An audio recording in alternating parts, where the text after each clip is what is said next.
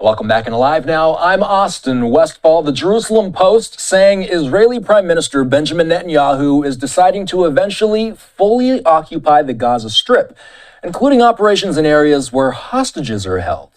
The Post says that Netanyahu will soon convene an extensive meeting on Gaza and a hostage deal, noting that Netanyahu is considering all available options regarding the next steps. Dr. Alon Burstein is standing by to discuss this and more. First things first, when I read this reporting from the Jerusalem Post, they say this includes areas where hostages are held. Does this imply that they know where hostages are held? It's good to see you, Austin. I mean, that's been something that has followed us throughout the war. How much does the IDF know? Despite the intelligence failure of October 7th, broadly, the IDF does have a good intelligence array of the Gaza Strip. And throughout the war, there have been more and more rumors that the IDF has a pretty good map on where most of the hostages are held.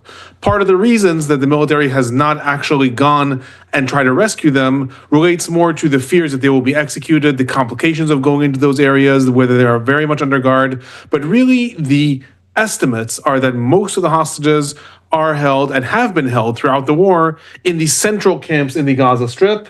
That is in this area, the largest city being Deir el-Balah, and its associated refugee camps, Nuseirat, Bureij, El Maghazi, and etc.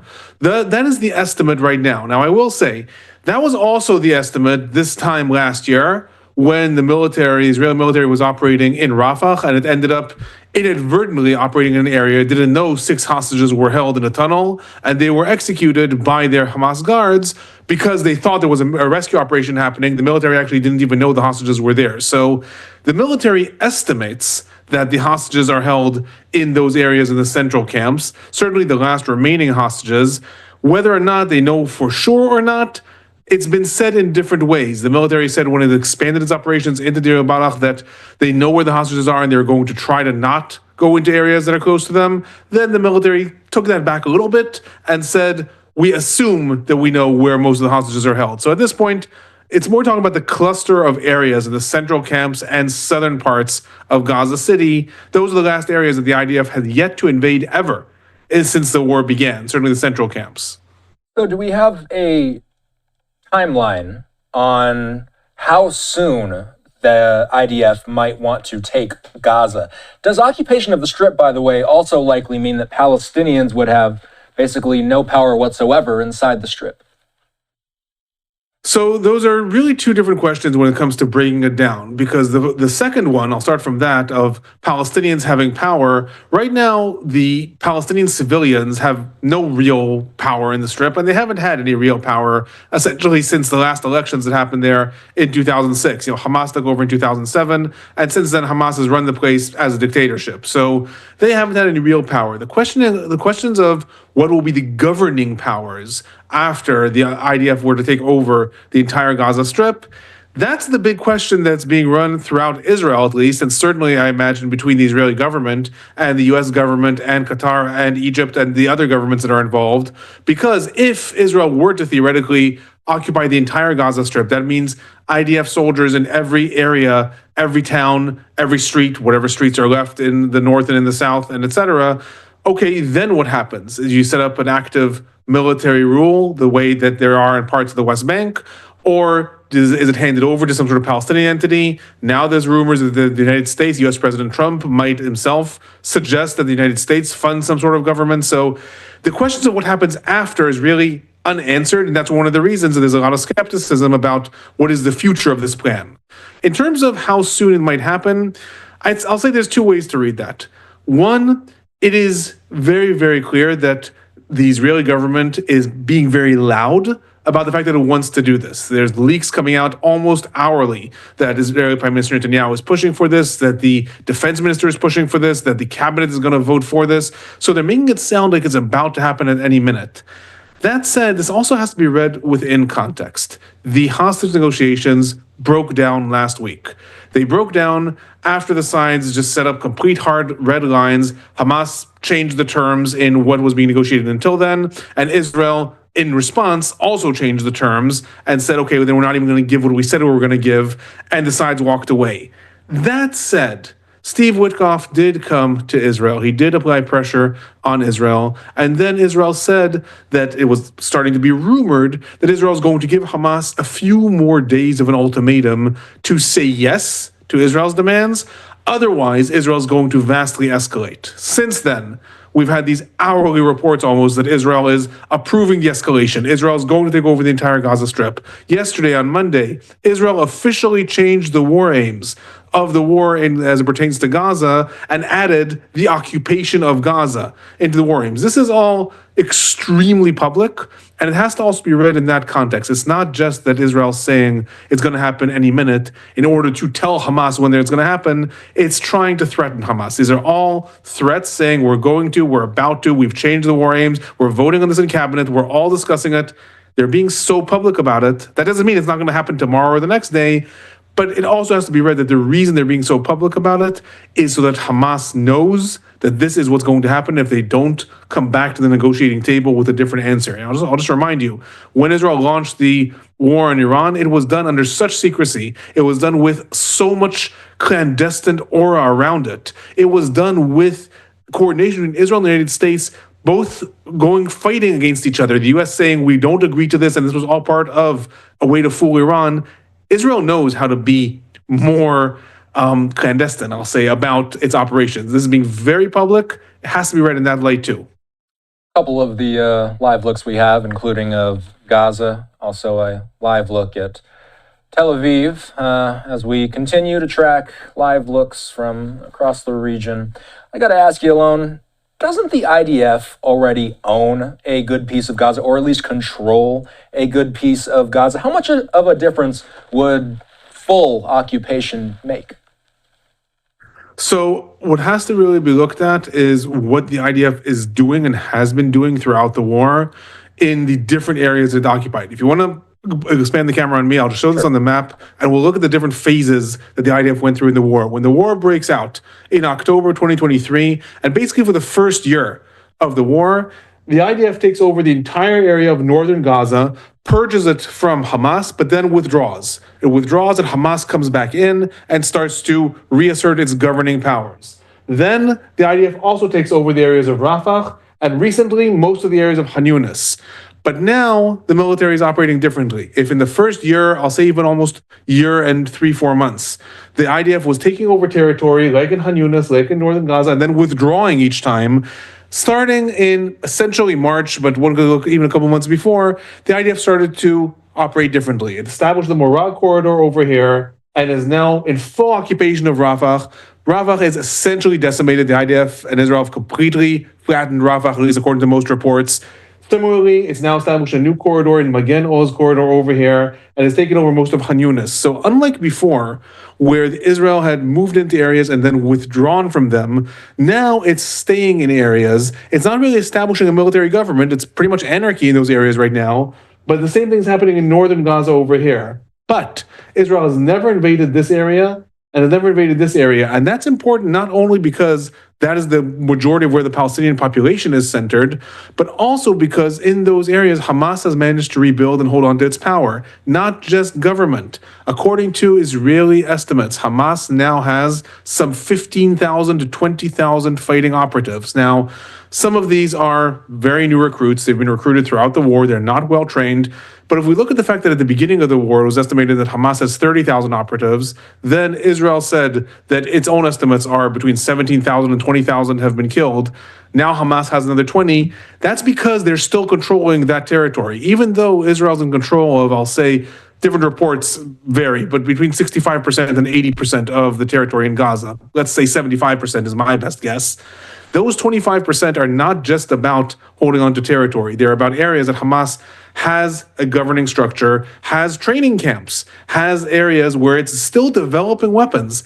So the big occupation that would happen in those areas, theoretically, if it does happen, is less about taking over the last 25%. It's more about IDF presence in every single area in order to stop Hamas from having any governing capabilities at all.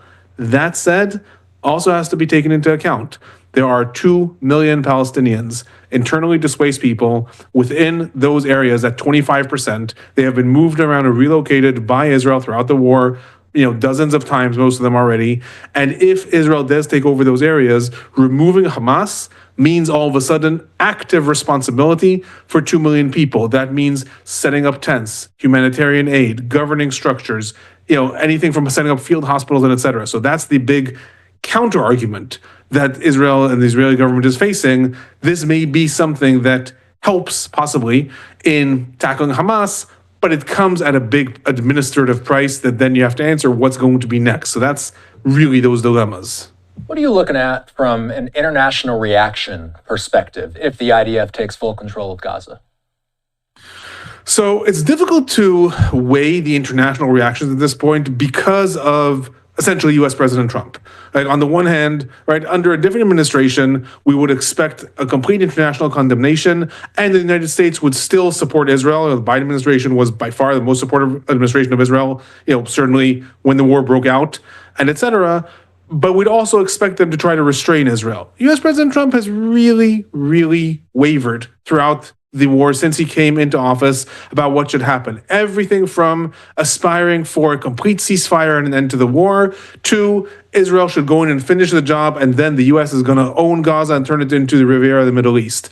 A lot of different nations in the world look to Trump, not just as where are the winds blowing, but also because it's well known that Trump has no problem associating all of a sudden other facets with what he currently finds important. We saw this in the case of Canada after Canadian Prime Minister came out and said that Canada might recognize or will recognize the state of Palestine. Trump all of a sudden says this may cause problems with our trade agreement, which is the big deal for Canada. Now, theoretically, the two aren't related. So in terms of the international reaction, we're likely to see very heavy condemnations on the one hand.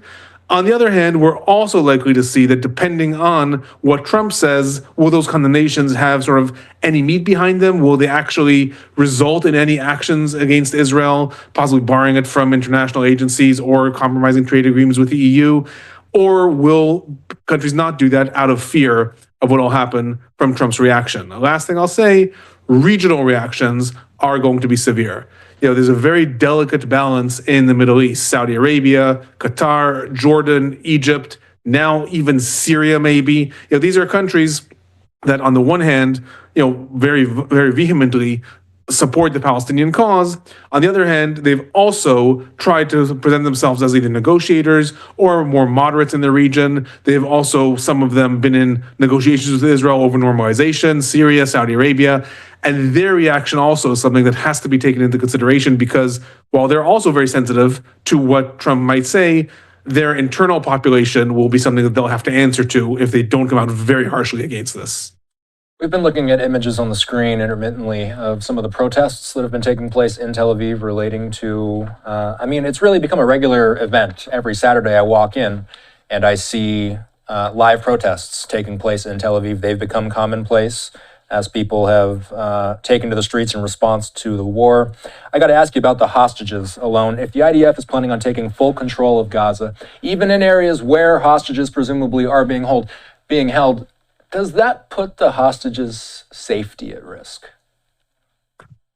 Absolutely. Up until now, there's a big debate going on about whether military pressure has been, good, so to speak, for the hostages to bring the hostages back, or has it not? Those that are in favor of increased military pressure say, look, Hamas, every time it feels like it's cornered, the only reason it's willing to go to hostage deals is because it needs those truces. It needs time to regroup. So more military pressure will bring the hostages back eventually. That's one aspect.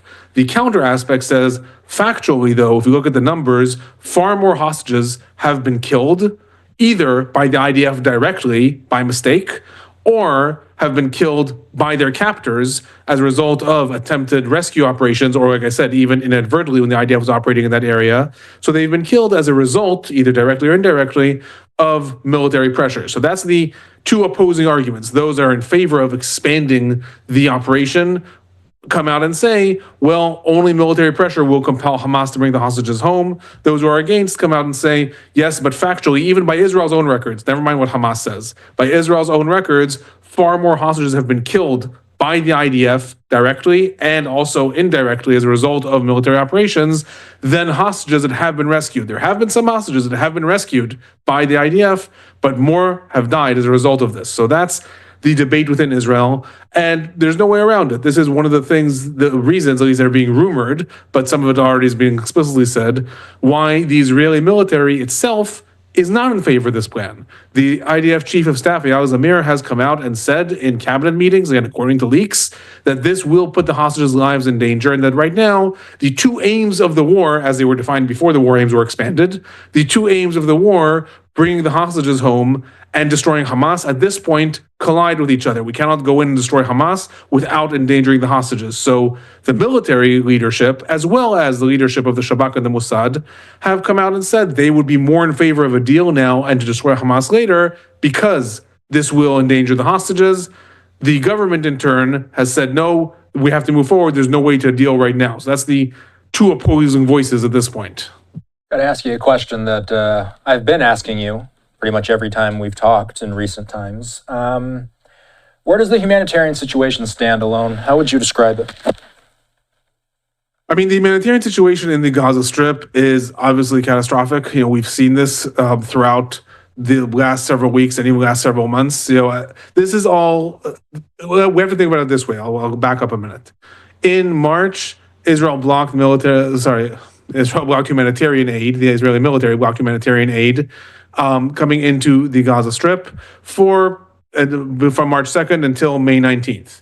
Now, we see these things in a delayed effect. There was not starvation reported immediately because there was a lot of aid that came in prior to that.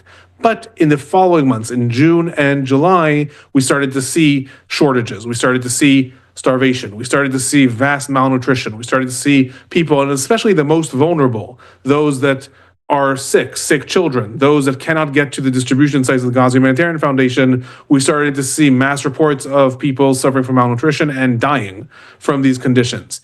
Right now, there is a substantial increase in humanitarian aid coming in. Anything from vast missions of aid paradropping. This is happening in the northern Gaza. We're seeing these images on the screen. Northern Gaza and southern Gaza. There's a vast increase in the amount of trucks that are coming in, humanitarian aid going to all parts of the Gaza Strip. Israel has declared unilaterally humanitarian pauses in those areas that the IDF is not operating. So again, in those central camps and in southern Gaza City, every day throughout most of daylight times to let people get to aid. So they're seeing a big increase. But the reason I backed up is, like we saw the delayed effect of humanitarian aid being stopped, we saw the hunger conditions really, really become dire only a month or two later. We are also going to only start to see a substantial relief in the situation in another couple of weeks. It cannot be resolved immediately. People, in this case, like we're looking here at people who managed to get to some sort of medical aid and managed to get to hospital facilities, but anything like baby formula has not come into the Gaza Strip for months. All these things, it now takes time for distribution, it takes time to get to the people, it takes time for administrations. I mean, you can imagine the bureaucracy that it would take for the United Nations and for Israel to coordinate trucks that will come into areas in war zones and then start distribution. The situation is improving as far as the amount of aid coming in, but how that will actually affect the numbers on the ground that we're seeing, the people who are suffering, we're probably still going to have to wait another week or two until we start to see the situation improving because of that delayed effect. In the background of everything you and I have discussed so far today, the big question looms: where do ceasefire negotiations stand? Where do they stand today? I've been reading reports that suggest that we're pretty far away from any kind of deal. At this point, we are. The negotiations effectively have broken down. They've broken down and the teams have been recalled from Qatar and there's no active negotiations. Now, it's not entirely accurate to say that because there's always low-level negotiations. There's always communication that is happening with low-level teams that are still positioned in Qatar. So there's always talks looking for a breakthrough. But really, things broke down already about a week and a half ago after Hamas gave its answer back to the latest proposal, and it really pushed forward a lot of its demands and expanded some of them. And this relates a little bit to something that you and I were talking about when we did our segment a couple of days ago on the Hamas leadership. We talked about the disparity right now between the internal leadership in the Gaza Strip and the external leadership. What the external leadership in Qatar had negotiated was something that maybe Hamas could have lived with, but then when they come back 4 or 5 days later and say, actually, that thing we agreed to, that there will be different levels of humanitarian aid distribution, no, now we demand that it all goes through the mechanism that we'll be able to take over more easily. Things like that, things like the buffer zone, the idea of redeployment, all that is likely a result of the disagreements between external leadership and internal leadership in Hamas. But in response to that, Israel sort of walked out on the negotiations and said, okay, well, then there's nothing to talk about if that's the case. And I will say also that the biggest thing, and we've come back to this, you and I have spoken about this countless times, the biggest thing that Israel was not willing to live with is Hamas added another clause that said explicitly there will be no return to fighting after 60 days. That is the big thing. Everything else, the redeployment in the Gaza Strip, the humanitarian aid, how many Palestinian prisoners will be released, a lot of people said in Israel, all those things can be worked out. But the fact is, the one thing that the sides have foiled the deal every time, Hamas is demanding that there be no return to fighting after 60 days, that there is an automatic continuation to a ceasefire, an end to the war. And Israel is demanding that you can return to fighting after 60 days. And that is the major thing that let the sides walk away. That said, a lot of this depends on pressure from both sides. Hamas being pressured by Qatar and Egypt, and there is a lot of pressure, and the increasing statements that Israel is going to take over the entire Gaza Strip is adding pressure, and we're seeing this in the news reports emanating from the Middle East. At the same time, Israel is also very, very susceptible to pressure from the United States. And we saw this when Israel accepted the deal in January, which was essentially the same deal that was on the table in May already last year. All of a sudden, Israel accepted it because it came under pressure from the United States. So I'm not saying there's no chance of a deal whatsoever, because both sides are susceptible to pressure. But in terms of advances being made, right now we're a lot further back than we were 2 weeks ago.